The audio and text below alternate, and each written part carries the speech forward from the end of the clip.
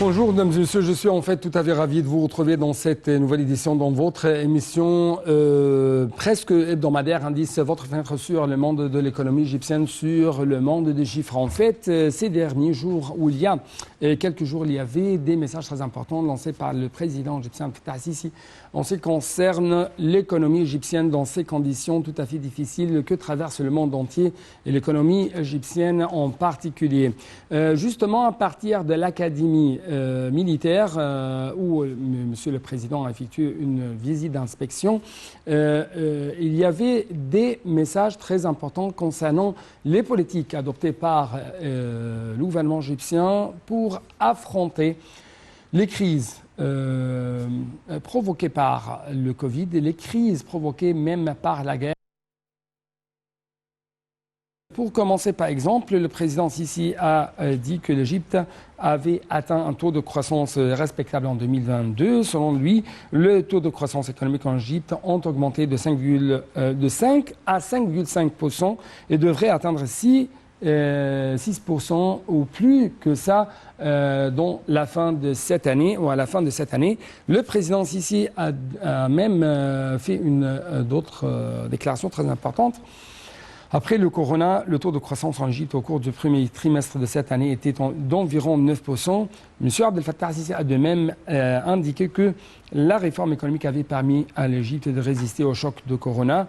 Autre indice très important qui a été révélé récemment, c'est la hausse de l'indice des directeurs d'achat à 46,4 points.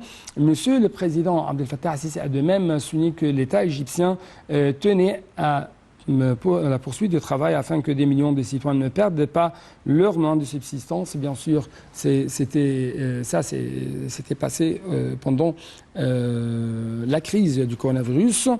Mais justement, il y avait toujours une politique adoptée par l'État égyptien à partir presque de 2014 ou 2015. C'est les réserves stratégiques. Cette fois-ci, le président a dit que nous avons, je cite, nous avons des réserves de marchandises qui nous suffisent jusqu'à la fin de cette année. Autre chose, selon le président, l'État égyptien tient à protéger les citoyens contre des prix élevés ou des pénuries de marchandises. Autre chose, actuellement, il y avait une gamme, un paquet de mesures qui a été adopté par le gouvernement afin de réduire l'impact de la forte inflation mondiale sur l'économie égyptienne. Et en même temps, Monsieur le Président a déclaré que nous travaillons actuellement, je cite, nous travaillons actuellement pour pouvoir réduire la facture des importations et augmenter celle des exportations. Donc il y avait d'autres messages même qui concernent les programmes socio-économiques qui sont en expansion actuellement en Égypte afin de faire face à ces crises alimentaires. Mais sur le terrain, on trouve une baisse de la livre égyptienne face au dollar. C'est presque 19 livres égyptiennes contre $1. Quelles sont les raisons? Quels sont les avantages? Quels sont les inconvénients de ce recul? C'est ce qu'on va savoir à travers les explications d'un de nos invités de marque, d'un de nos spécialistes dans le domaine économique, dans le domaine commercial. Il s'agit du docteur Mohamed Fouad, ex-membre très éminent au sein du Parlement égyptien. C'est un homme tout à fait spécialiste dans le domaine économique.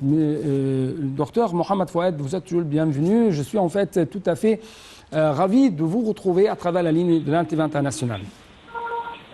Merci beaucoup et je suis ravi d'être présent avec vous aujourd'hui. Merci beaucoup, Monsieur Mohamed, de revenir encore une fois sur notre chaîne, sur votre chaîne, si je peux dire, Nile TV International. Ma première question porte sur la croissance économique que l'économie égyptienne a pu réaliser avec la crise du coronavirus et même avec la fin de crise du coronavirus. Il y avait quelques citations, je viens de révéler justement à nos chers téléspectateurs. Et donc j'aimerais savoir votre remarque, votre observation en ce qui concerne ce trajet de croissance entrepris par l'économie égyptienne récemment? Parfait. Alors, comme vous avez dit, on a réalisé une croissance économique de 6,2 au cours de notre exercice 2021-2022 qui était achevé le 30 juin dernier. Aussi, le gouvernement égyptien, malgré la crise, table sur une croissance économique de 5,5 durant l'exercice 2022-2023 que le ministre de Planification, Dr Hala El Saïd, a annoncé. Aussi, on doit dire qu'on a réalisé une croissance économique au cours de cet exercice. Durant cet exercice écoulé, le déficit budgétaire a reculé à 6,1 contre 6,8 au cours de l'exercice précédent, alors que le coût de service de la dette représente maintenant dans cet budget écoulé 32,8 contre 35,8 au cours de l'exercice 2020-2021. Ouais. Aussi, en juin dernier, le Banque mondiale a relevé les prévisions croissantes pour l'économie égyptienne en 2022 à 6,1 contre une précédente prévision de 5,9 qui était annoncée pendant le mois d'avril. Aussi que pour 2023 et 2024, l'institution financière multilatérale prévoit des taux de croissance respectifs du PIB réel de l'Égypte de 4,8 et 5%. Donc, autre chose, Monsieur le Président a éclairci qu'après le corona, ou qu'après le choc provoqué par le corona, bien sûr envers l'économie égyptienne, le taux de croissance en Égypte au cours du premier trimestre de cette année était d'environ 9%. Et en même temps, il y avait des prévisions, selon Monsieur le Président, que l'économie égyptienne peut, en fin du compte, réaliser presque 6%. On pourrait réaliser presque 6%. Quels sont les moteurs essentiels ou les éléments essentiels qui vont mener l'économie égyptienne ou même protéger l'économie égyptienne dans ce temps et quels sont donc les éléments qui mènent l'économie égyptienne à réaliser de tels taux de croissance entre guillemets respectables ou hausse par rapport aux autres pays du monde? Ok. Alors pour cette question, je vois que le chiffre suggère qu'on a deux possibilités pour achever ce taux de croissance élevé. Un, c'est le tourisme. Alors, un, c'est le tourisme, l'autre, c'est l'exportation égyptienne. Alors, on peut toucher sur la partie des tourismes parce que on doit planifier sur une hausse des recettes touristiques. Alors, et que les chiffres suggèrent que les recettes touristiques de l'Égypte au titre de 9 premiers mois de l'exercice 2021-2022 qu'on vient de discuter ont affiché une hausse de 164,5% comparativement à la même période de l'exercice précédent, et ça malgré l'impact négatif de la crise ukrainienne. Alors, parce que l'Égypte, c'est la première destination touristique du continent de l'Afrique. Alors, on est renoué avec la reprise de bon tourisme, et malgré l'impact négatif de la crise de Russie ukrainienne, qui s'est traduit par l'absence des touristes venant de ces deux pays depuis le déclenchement de conflits pendant le mars dernier, selon les données qui étaient présentées par le Banque centrale égyptienne en termes de 9 premiers mois, comparativement à la même période de l'exercice précédent, les recettes touristiques qui ont bondi de 164%, qui passaient de 3,1 milliards de dollars à 8,2 milliards de dollars. Et ça, c'est une hausse de 5,1 milliards de dollars. Alors, pour bien apprécier ces chiffres, ces hausses est d'autant plus appréciable qu'elle était enregistrée en début de la crise russe-ukrainienne qui a impacté les arrivées des touristes russes et ukrainiennes qui figuraient parmi les principaux visiteurs de la pays. Avant le déclenchement des conflits de recettes touristiques, avait bondi de 253 au cours du premier semestre de l'exercice en cours. Alors, sur une base annuelle, ça veut dire que, en l'absence de ce facteur, l'Égypte devait enregistrer une hausse de recettes beaucoup plus importante. Ouais. Et si permettez-moi de jeter un coup d'œil, plutôt de jeter la lumière sur d'autres éléments qui ont, si je peux dire, relancé un peu plus la croissance économique de l'Égypte. C'est le record réalisé par le canal de Suez. Et ce sont même les exportations égyptiennes de gaz naturel, n'est-ce pas? Absolument. Absolument. Alors, ici, Donc, avant de vous donner les paroles, à quel point vous en tant qu'économiste, en tant qu'un ex-membre du Parlement égyptien, apprécie beaucoup ces visions stratégiques adoptées de la part de l'État vis-à-vis de quelques questions essentielles, vitales. Une vision stratégique concernant comment empêcher, par exemple, la crise énergétique, comment en même temps rendre l'Égypte de plus en plus compétitif au niveau maritime, au niveau des transports maritimes, au niveau du commerce maritime, à travers, bien sûr, le nouveau canal de Suez. Oui, je vous écoute. Ok, merci. Alors, on va adresser ce sujet-là. Alors, d'abord, pour la partie de l'exportation, malgré le Covid, l'Égypte a enregistré les bonnes performances commerciales de 2021. Alors, les exportations ont grimpé de 27%. Alors, grâce à la vente de produits chimiques, qu'on va parler un peu tout de suite, les matériaux de construction, les produits alimentaires notamment. Les exportations égyptiennes ont atteint leur plus gros volume en 2021 avec environ 31 milliards de dollars. Okay. Alors, d'après cette information, ce volume d'exportation représente une hausse de 27%. Donc, alors, juste pour rappel, ces résultats interviennent dans un contexte de Covid-19. Okay. Alors, toutes ces mesures-là ont fait rebondir les secteurs qui sont orientés vers l'exportation. Alors, par exemple, selon le Banque mondiale, la croissance a atteint 7,7 au cours de l'année budgétaire 2021. L'économie aussi a enregistré, malgré que l'économie a enregistré mondiale a enregistré une contraction le quatrième trimestre de l'année.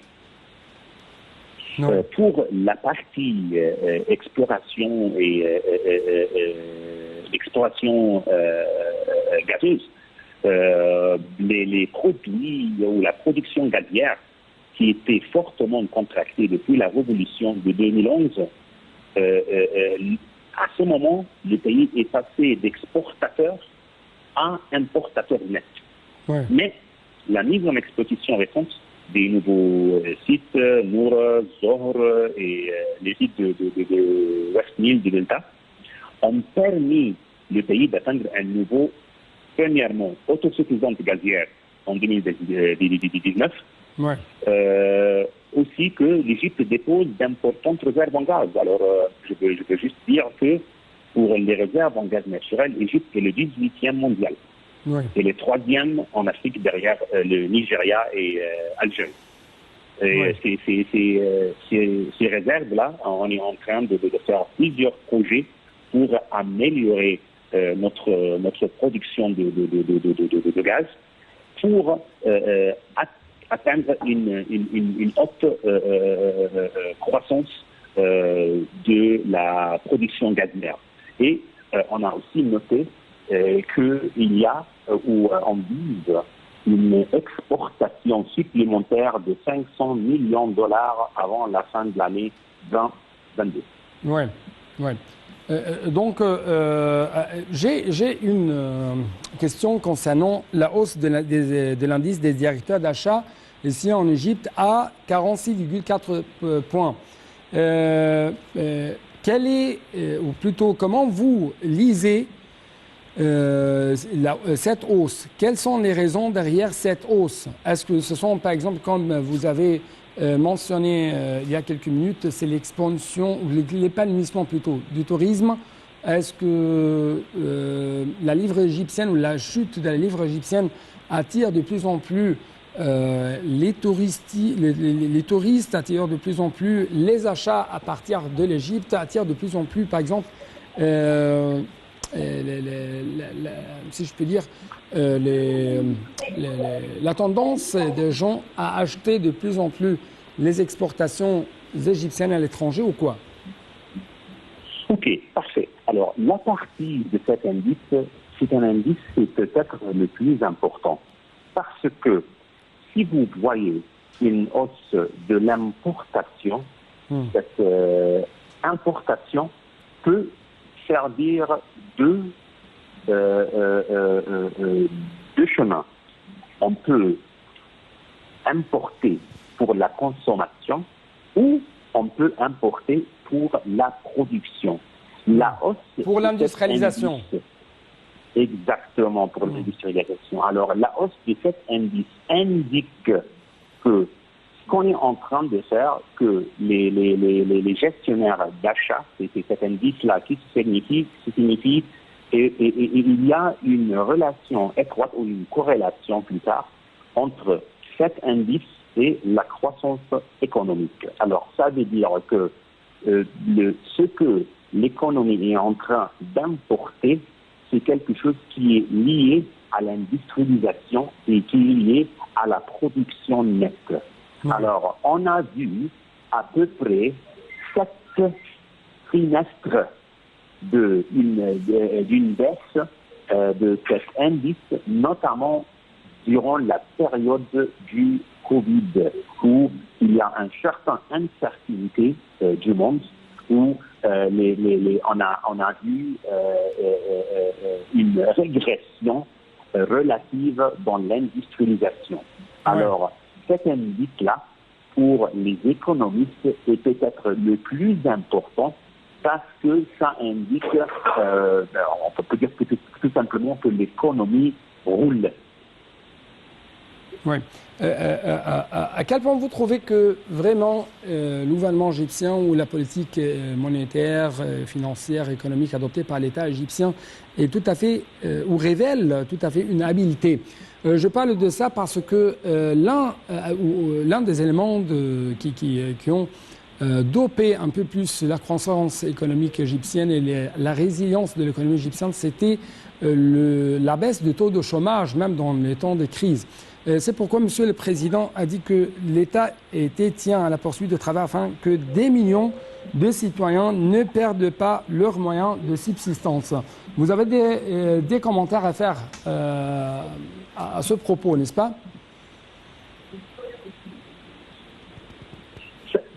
Ça, c'est vraiment très important de prendre plusieurs mesures sociales qu'on est en train de prendre parce que ce qui est très important et ce qui est un peu différent des années, disons 2007, 2008, que la croissance économique n'est pas parallèle avec l'amélioration des conditions sociales. Ouais. Alors, c'est très, très délicat de toujours maintenir cet équilibre parce que on peut avoir une économie qui se chauffe et qui est en train de montrer un taux de croissance, mais le peuple ne sent pas cette croissance économique qui ne se traduit pas dans des conditions sociales. Autrement dit, ça se ne voit pas. Mais ce qu'on est en train d'observer maintenant, c'est on a pas mal des projets de l'infrastructure qui touchent le peuple en général autour d'Égypte. Alors, et c'est ça que j'écoute et il se dit toujours pour les gens qui n'ont pas voyagé en Égypte et au Caire et autour d'Égypte que le changement est très visible. Alors, on est en train d'avoir une modernisation pour que, et à ce moment-là, on peut dire que la croissance économique est en train de donner des gains à un niveau social. Et aussi à un autre niveau, c'est de protéger les gens ou le peuple qui est le plus impacté par la crise mondiale et l'inflation des prix pour avoir des mesures sociales en place. Oui. Justement, là, à propos, on trouve qu'il y avait quelques éléments très importants en ce qui concerne les programmes socio-économiques adoptés par l'État égyptien, ou même ce paquet de mesures qui ont été appliquées sur le terrain pour faire face au choc inflationniste importé de l'étranger. Par exemple, Monsieur le Président a dit qu'il y avait un ensemble de mesures qui a été adoptées par le gouvernement pour réduire l'impact de la forte inflation mondiale. Nous travaillons en même temps pour, si je peux dire, la réduction de la facture des importations, l'augmentation de celle des exportations. Et en même temps, il y a ce programme très fameux, très célèbre, connu par tout le monde et qui touche, selon les présidents, presque 60 millions d'Égyptiens. Et c'est ça, il s'agit de la vie décente. Donc, comment vous avez vu ou même comment vous pouvez évaluer l'importance de tels éléments que je viens de vous annoncer en ce qui concerne, si je peux dire, comment améliorer la performance de l'économie égyptienne dans ces temps très difficiles? Oui, mais comme vous avez bien noté, on fait face à une inflation galopante. Égypte étant le pays le plus peuplé des pays arabes, nous sommes aussi le premier importateur mondial de blé. Nous sommes principalement impactés par le venu de Russie et Ukraine, et on souffre des conséquences de cette conflit, où l'inflation a touché à un moment donné 15% en Égypte, porté par une hausse des prix et notamment comme c'est dit autour du monde, les prix des denrées alimentaires quand on a vu que par exemple le Banque mondiale qui a alloué une aide de 500 millions de dollars à l'Égypte pour renforcer cette sécurité alimentaire. Ce sont des mesures qui sont très importantes. Ce sont très importants en général pour garder cette corrélation entre la tendance économique et les conditions sociales. C'est même plus important dans un temps de crise qui est vécu pour les citoyens mondiaux aussi que les citoyens égyptiens. Oui. Autre chose, encore une fois, les prix de marchandises en Égypte ne reflètent pas leur véritable coût. Il y a ce qu'on appelle une politique adoptée par l'économie égyptienne, par l'État égyptien, afin de, si je peux dire, protéger les citoyens contre les prix élevés et contre les pénuries de marchandises. Donc, comment vous évaluez la politique adoptée de la part, par exemple, du ministère de l'Approvisionnement, de l'armée égyptienne même, dans la subvention donnée aux citoyens égyptiens afin de réduire l'impact très négatif, très difficile des chocs inflationnistes sur l'économie égyptienne, sur les citoyens égyptiens en particulier? Alors, le programme étatique égyptien est un des plus énormes du monde parce qu'on a quelques 70 millions d'Égyptiens dépendent de ce problème étatique de la subvention alimentaire qui inclut pain, riz, sucre, encore que les pâtes. Alors, on est aussi très conscient de cet élément que le gouvernement essaye toujours de renforcer les réserves des portions alimentaires pour s'assurer que ce programme étatique de subvention est toujours en cours. Oui, ça peut-être impacte les comptes de réserve qui ont passé de 41 milliards de dollars en février à 33 milliards fin de juin. Mais on est toujours en cours de s'assurer que ce programme-là fonctionne bien pour maintenir cette stabilité sociale. Et c'est pourquoi aussi que l'UCLAIR est en discussion avec le Fonds monétaire international pour un nouveau prêt. Ouais. En ce qui concerne le FMI, est-ce que l'économie égyptienne a besoin d'un nouveau prêt de la part du FMI, oui ou non? Si oui, pourquoi? Et est-ce que il y a des gens qui parlent que parmi les conditions où il y a toujours des conditions très difficiles de la part du FMI si on va avoir un nouveau prêt de la part du fonds? Et en même temps, les gens parlent des raisons derrière la chute de la livre égyptienne face au dollar. Est-ce qu'il y a une sorte de relation entre le FMI ou les conditions du FMI et les prix de la livre égyptienne sur le marché face au dollar, oui ou non? Ok, alors je peux dire pas forcément, parce que depuis 2016, en théorie, le taux d'échange a été bien libéré.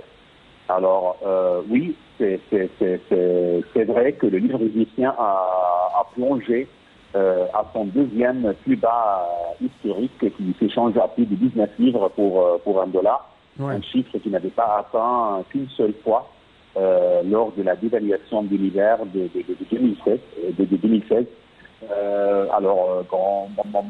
Le Banque centrale achète le dollar à 19,11 aujourd'hui. Alors c'est une chute de plus de 22%. Mais l'idée générale, c'est la dévaluation de la monnaie face à une inflation galopante. Alors, ce n'est pas simplement la discussion avec le FMI, parce que il y a vraiment, au fin du jour, le montant qui est en discussion ne signifie pas d'avoir des mesures comme ça. Alors, c'est un peu extrême de juger qu'il y a un liaison direct, mais il y a un liaison indirect. Il y a un liaison indirect parce qu'il y a une inflation globale. Il y a aussi le Banque fédérale américaine qui est en train d'augmenter ou d'hausser son taux directeur. Oui. Absolument, oui, absolument. Et en ce cas-là, c'est juste les lois comme on dit en anglais, supply and demand, les lois ce sont les lois d'économie qui influencent cette change. Ce n'est pas forcément la discussion avec le FMI. Ouais.